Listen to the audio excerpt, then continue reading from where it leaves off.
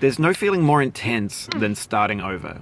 If you deleted your homework the day before it was due, as I have, or if you left your wallet at home and you have to go back after spending an hour in the commute. If you won some money at the casino and then put all your winnings on red but it came up black.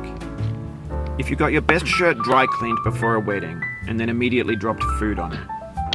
If you won an argument with a friend and then later discovered that they just returned to their original view. Starting over is harder than starting up. If you're not ready for that, like if you've already had a bad day, then what you're about to go through might be too much. Feel free to go away and come back. I'll be here. Alright, thanks for coming with me on this trip.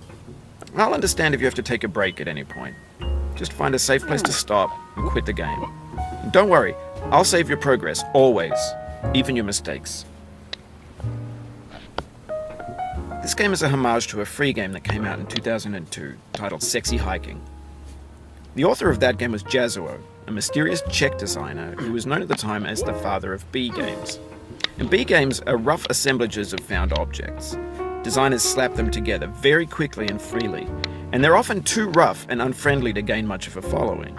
They're built more for the joy of building them than as polished products.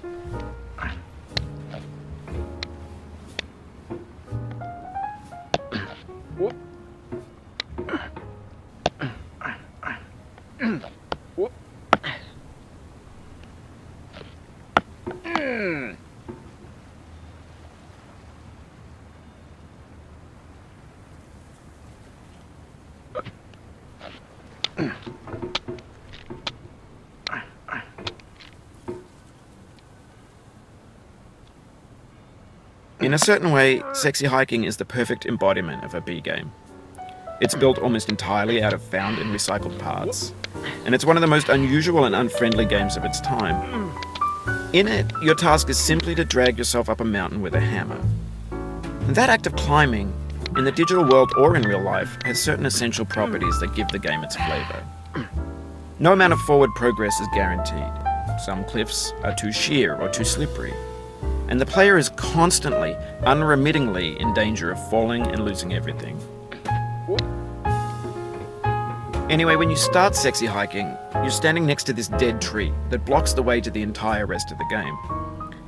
It might take you an hour to get over that tree, and a lot of people never got past it. You prod and you poke at it, exploring the limits of your reach and your strength, trying to find a way up and over. And there's a sense of truth in that lack of compromise. Most obstacles in video game worlds are fake. You can be completely confident in your ability to get through them once you have the correct method or the correct equipment or just by spending enough time. In that sense, every pixelated obstacle in Sexy Hiking is real. The obstacles in Sexy Hiking are unyielding, and that makes the game uniquely frustrating. But I'm not sure Jazuo intended to make a frustrating game. The frustration is just essential to the act of climbing, and it's authentic to the process of building a game about climbing. A funny thing happened to me as I was building this mountain. I'd have an idea for a new obstacle, and I'd build it, test it, and it would usually turn out to be unreasonably hard. But I couldn't bring myself to make it easier.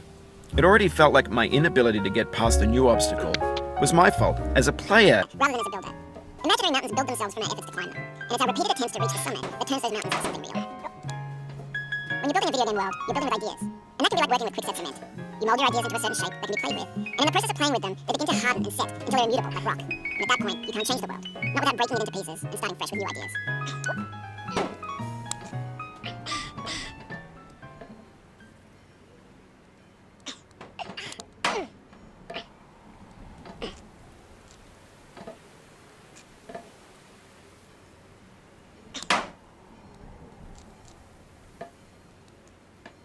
Many months later.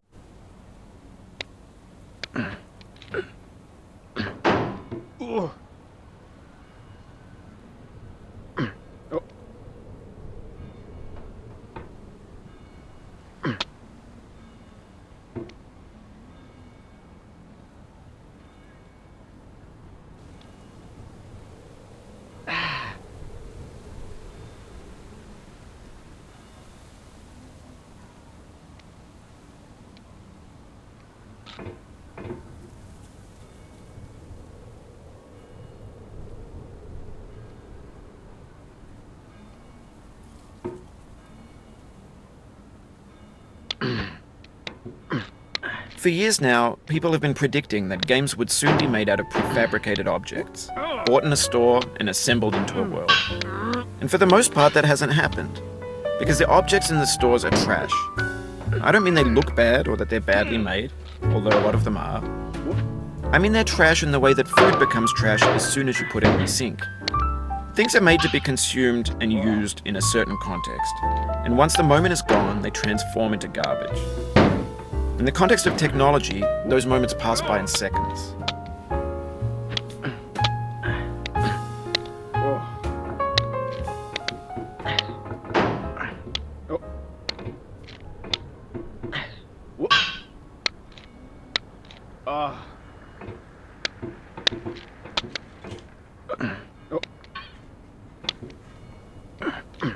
Over time, we've poured more and more refuse into this vast digital landfill that we call the internet. It now vastly outnumbers and outweighs the things that are fresh and untainted and unused. When everything around us is cultural trash, trash becomes the new medium, the lingua franca of the digital age. And you can build culture out of trash. But only trash culture. B games, B movies, B music, B philosophy.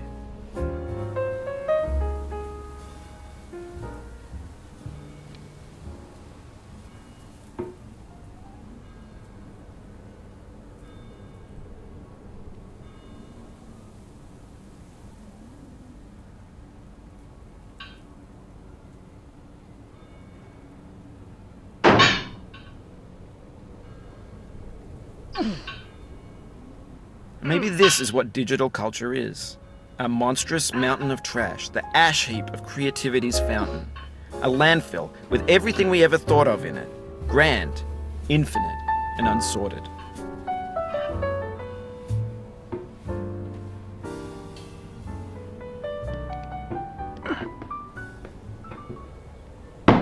There's 3D models of breakfast, Gen X's fanfic novels, scan magazines, green screen Shia LaBeouf, banned snuff scenes on LiveLeak. Facebook's got lifelike bots with unbranded adverts and candid shots of Kanye and Taylor Swift mashups, car crash epic failed GIFs, Russian dashcam vids, discussions of McRibs, discarded, forgotten, unrecycled, muddled, rotten, untitled. Everything's fresh for about 6 seconds, until some newer thing beckons, and we hit refresh. And there's years of persevering, disappearing into the pile, out of style, out of sight.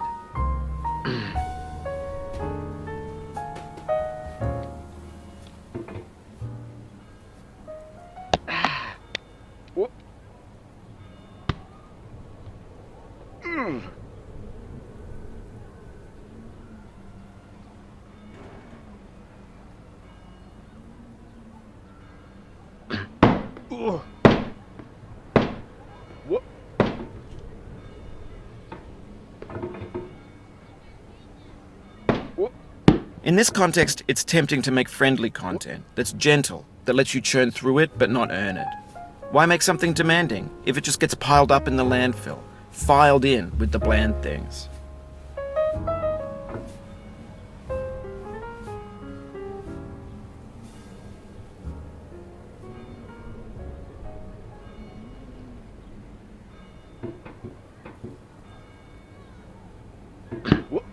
Oh, you just lost a lot of progress.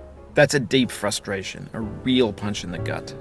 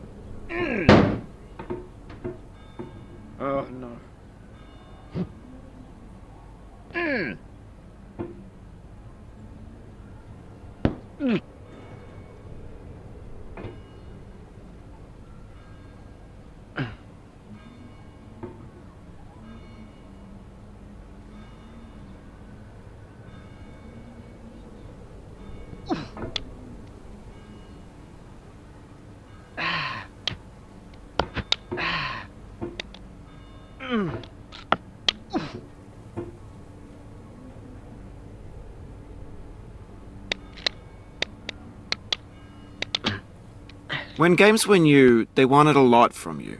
Daunting you, taunting you, resetting and delaying you. Players played stoically. Now everyone's turned off by that. They want to burn through it quickly, a quick fix for the fickle, some tricks for the clicks of the feckless. But that's not you, you're an acrobat. You could swallow a baseball bat.